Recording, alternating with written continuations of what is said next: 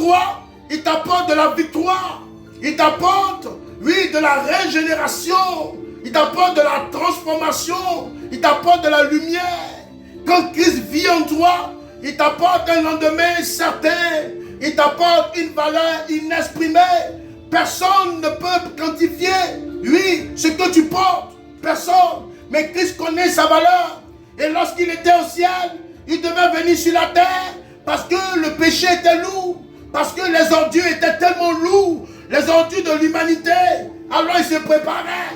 Oui, ces prophètes de Dieu, oui, étaient en train de prévenir, préparer son entrée. Et son entrée était une entrée majestueuse. Il est venu encore comme un bébé.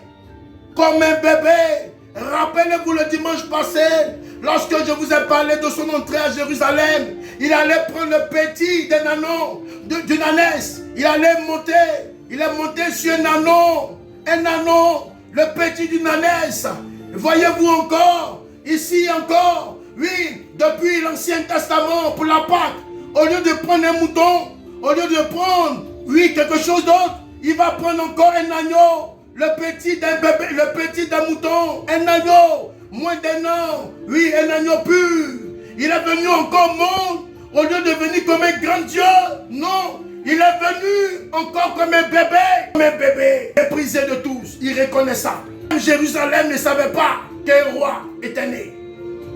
La négligence spirituelle. Jérusalem, ils avaient les scribes, les pharisiens, les docteurs de la loi. Ils étaient versés dans la connaissance. Christ, au lieu de venir comme un roi orné, oui, avec des chevaux, des médailles partout, des galons de général, des galons de généraux, il a refusé. Il est venu, oui, comme un bébé. Il est venu bébé dans le sein de sa mère, caché de tous. Dieu a vu que le peuple, oui, la venue de Christ ne les intéressait pas. Il allait chercher d'autres personnes qui étaient intéressées. Voyez, nous cherchons Dieu.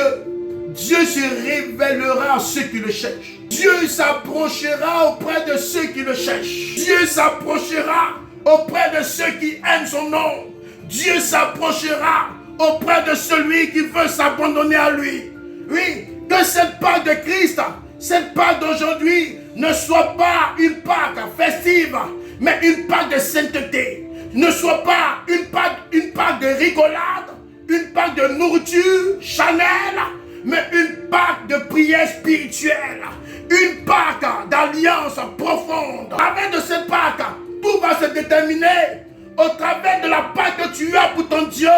Tout va s'écrire, tout va s'écrire, tout va se dessiner. Écoute-moi, ton bonheur dépend de l'engagement que tu prendras avec Dieu.